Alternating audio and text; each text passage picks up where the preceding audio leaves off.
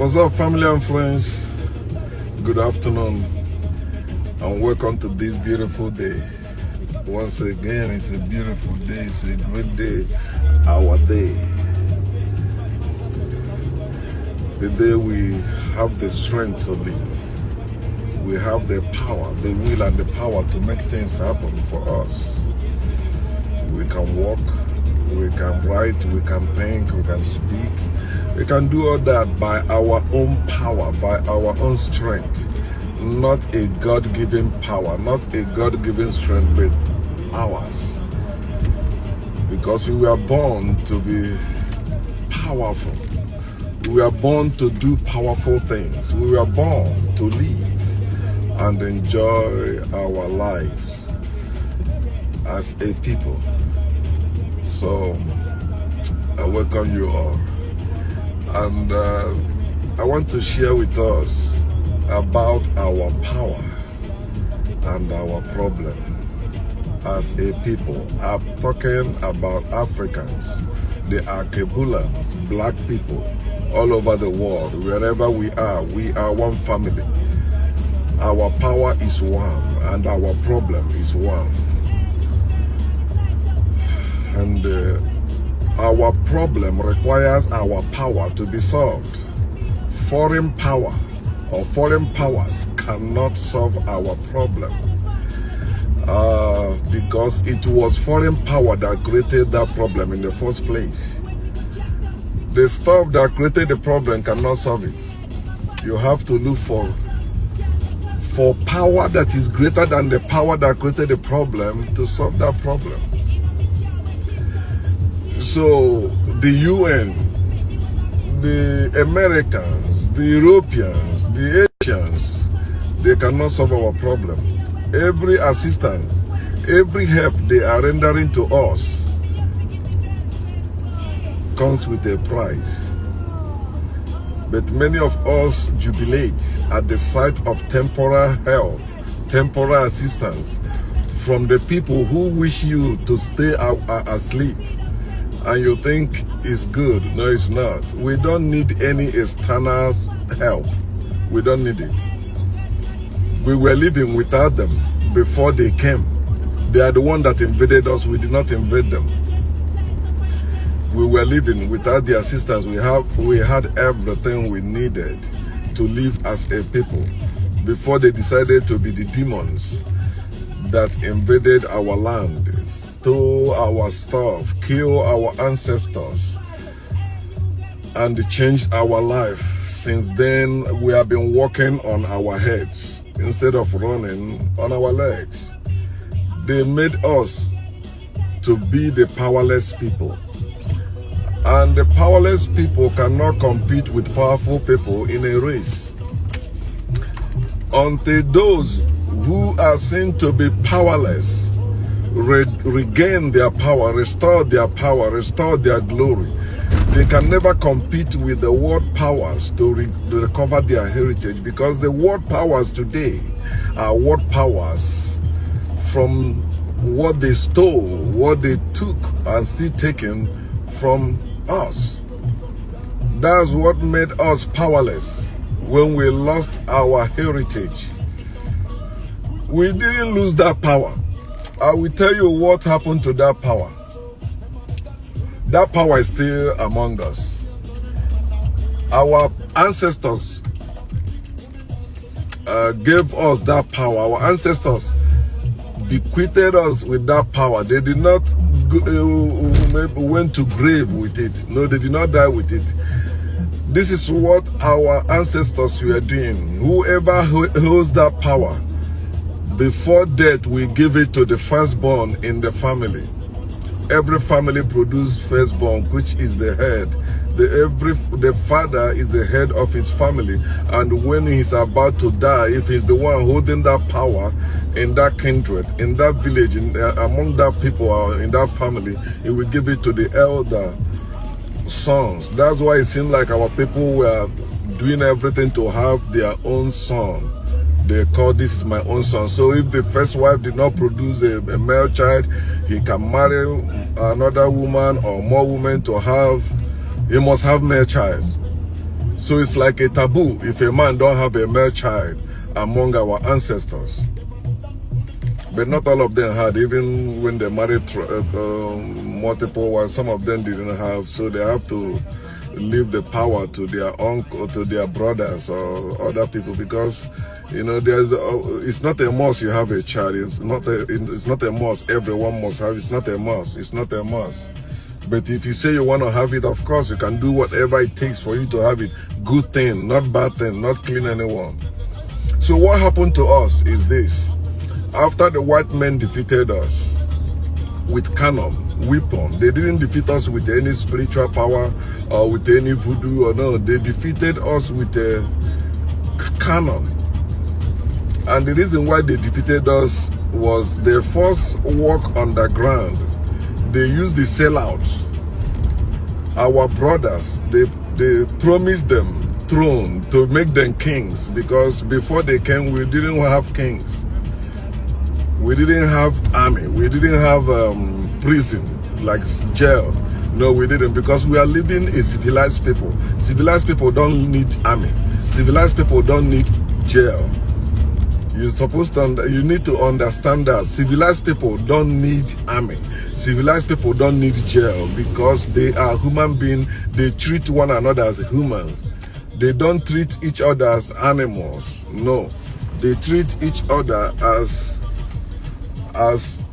human, and that's how they lived. If you commit any crime or anything they don't like, the border is always open. They weren't building walls and the boundaries. No, the world is open. The world is for all of us. Go somewhere else and start. That's how you see people, although they're speaking one language, but they have different dialects. Because okay, you go now. If you're not comfortable with us anymore here, we are not enemies. We are still one, but okay, go.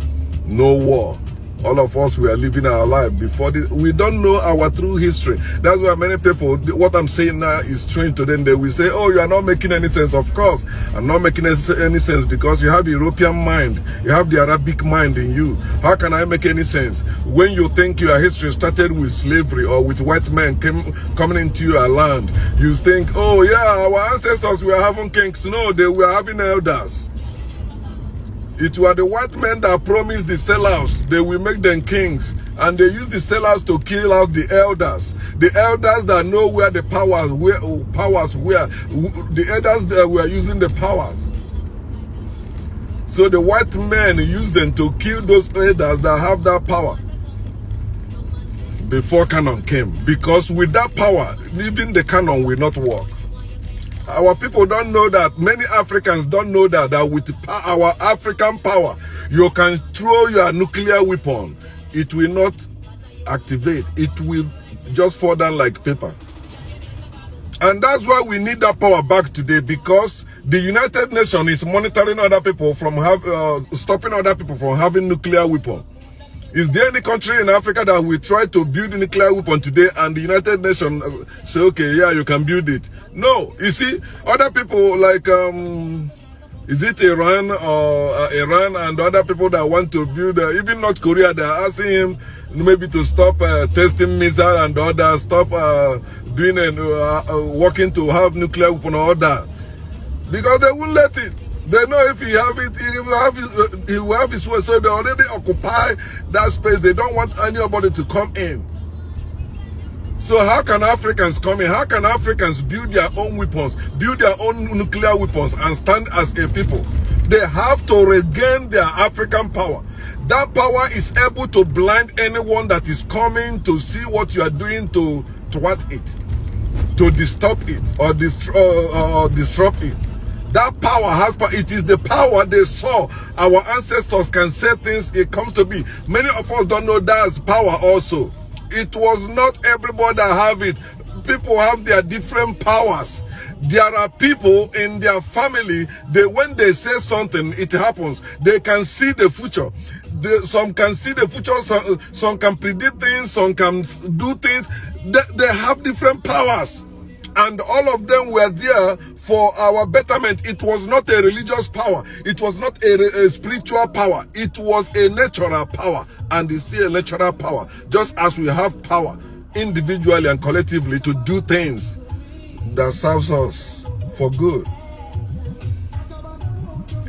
So they killed out the men who knew how to operate those powers. Then with cannon, they defeated us and enslaved us and make us to forget our history. In school, none of us learn our African history. None of us that are alive today. You attended any school in Africa or in America or in Europe or anywhere in this world, you never learn your African history. It is the few African historians who are now digging up and bringing up things and teaching us, and they cannot allow them in their universities. In fact, they also kill them. Some of them rise up as revolutionaries. Some of them rise up as great historians, you know, trying to wake our people up. They plan to kill them, they arrest them, or they try to silence them. I hear one time that a professor in America said that if they see any student with the material of Ben Jekonan, our ancestor, Ben, a powerful man, is an Egyptologist. The guy, nobody can stop him. He knows the real shit, the real history of Africa, the real things about Africa. Just like John Clark, you know, many of them like that. But they say, if we see any student with his book, that student will be expelled because they know what they are afraid of. They are afraid that Africans will wake up one day to know indeed that they are the ones who are inferior, not us they call inferior. How can people that give you mathematics be inferior? How can people that give you the alphabet be inferior to you? How can people that give you what you're using to make, like live a good life today be inferior to you? No. We are the genesis, we are the beginning, we are the original, we are the real things when it comes to this life and the things you need to enjoy this life. Yes, we are the original. That's why we don't have the mind to kill others. I don't know about you, I'm a real Akebulan, I'm a real African. It's never in my mind to kill anyone.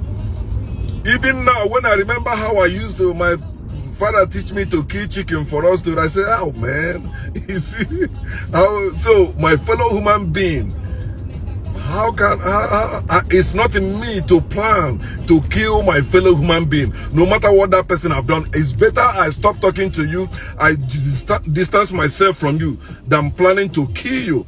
But some people, it is like a game to them. Oh yeah, they like killing people. It's not in Africans to kill people. We were forced to war. We were forced to live what belongs to us. We were forced to live the normal way. We were forced to live it. We were living the normal way until they came. They said, no, we shouldn't live that normal way. We should be living as peace, fighting against each other, hating each other, warring against each other, taking from each other by force. It was never our way. They forced us to live all this way we are living today, introduce us into all these politics and religions that are destroying lives. And we call it what? Development. We call it what? Civilization. No. Our ancestors gave the whole world civilization. But those who invaded and killed civilizations and forced us to take their nonsense are the ones saying that they brought civilization. And you see many Africans jubilating, yeah, civilization, they brought, they didn't. That's why you see educated Africans, professors, people you call the elites. They don't know shit about Africa. They don't. All they know is what they learn in schools, institutions set up by our oppressors, just like you and I. But self-education, the little I know now I can speak of, I didn't learn it in any school. Somebody shared about Igbo calendar, and I saved it that I will share it later.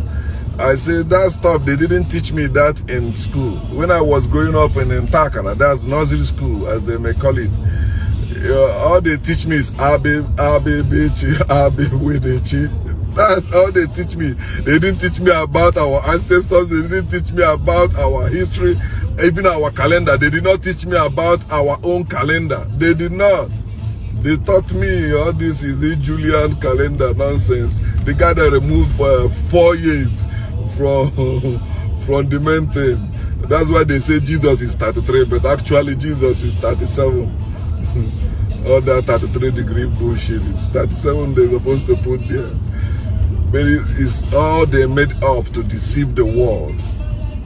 So our ancestors, they killed them out, those who were operating that power, but that power still are. And some of us that still have that power in our families, they use Christianity to make sure we abandon them. That's how we abandon our powers.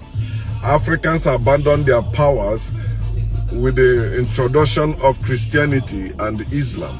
So, for example, in my own family, among my own people, the man that inherited that power, the power that if a woman cannot conceive, you know, when you take that herb and give to her, she ate it or maybe she drink it, but immediately the woman take that, the woman can conceive.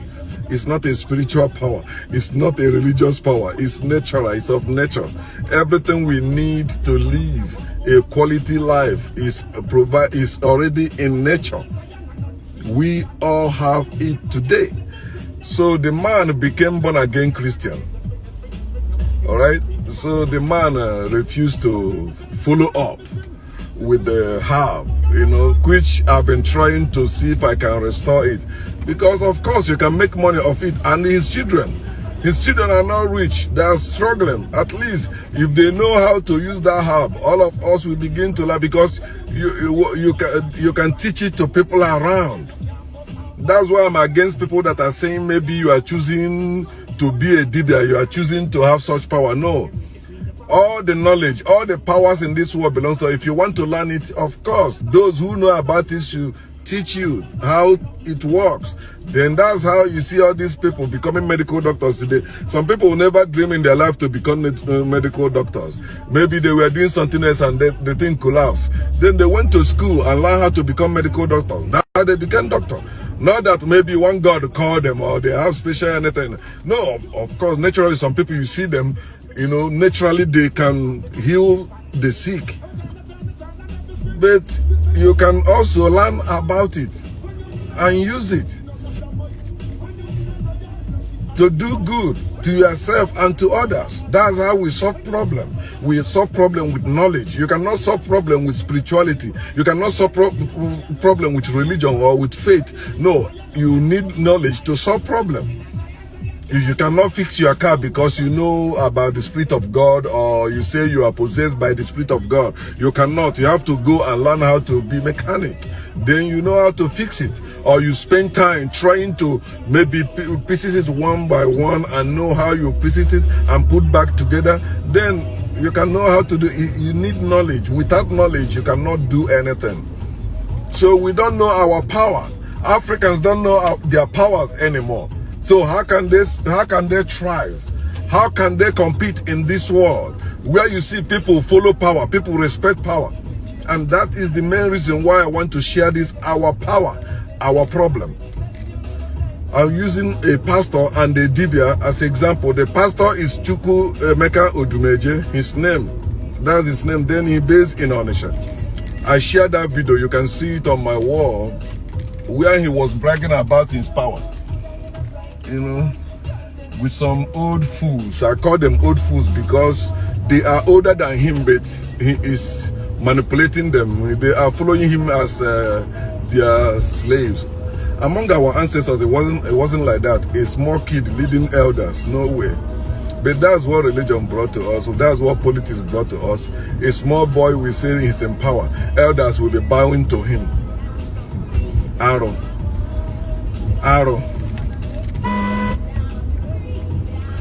So he was bragging about his power. He said, can your pastor do that? You know what those old fools said about what he was saying? He said, yeah, it's not magic. If it was magic, it would have been inspired. I said, these stupid people. And they believe Satan has power. How many years now has Satan been in power? The devil, you are afraid that when you do something wrong, you say it is the devil. Everybody blame devil. Every Christian are fasting and praying and casting out devil. This devil refused to go. The power of devil still wasn't stronger. Has that power expired? He said, nonsense. I pity our people because, even when you are trying to deliver them, they think you hate them. Those that are deceiving them are the one they really love. They call me deceiver. Imagine. Me deceiver. Okay, I will be deceiving you so long I'm deceiving you with the truth. What I'm saying may not be for you, but your children or your children's children will come to terms with me and they will say, yes, I was right. You have power. He says somebody has have rotten leg. You hear him. The pastor, they said the pastor that was stopping him from going is a witchcraft. It's a witch. Was practicing witchcraft. So he said that pastor, you cannot hear the person, and the person want to go to the person that will hear him. You say no, don't go. You keep believing, praying until that person dies. I said no, okay, you have that power, and you still have hospitals in Onitsha. Many people are dying in Onitsha public, what they call General Hospital. Enugu, let me say in that eastern area, in those eastern area, Enugu, Anambra, Ebonyi, Imo, Abia, Calabar, Rivers, all those eastern areas, eastern region, or the bite of Biafra as it's supposed to be. You still see people suffering and you say you have power. You have power to do that. Why not use that power to make white people to restore back our heritage, to give us back what they stole from us? Can you use that power of Jesus, that power of God you say you are using? And this guy represents all the men of God in Africa as I speak. He represents all the men of God in Nigeria as I speak, because he's a pastor. He preaches Jesus. He prays in the name of Jesus. So there is no division among them. They are one, so long they are called Jesus is concerned. Among them who are Christians, his power cannot save or heal the sick, but he's bragging for the ones they made up. Whatever power he's using, go and tell him I said that, use my picture and my name and show. Of course, he would have, or he might have not heard that from me. About me. I'm a real African. I'm not afraid of any native doctor or any man of God. All of them are bullshit. Because we need our real native doctors to come to life. We need them. You're bragging, you have power.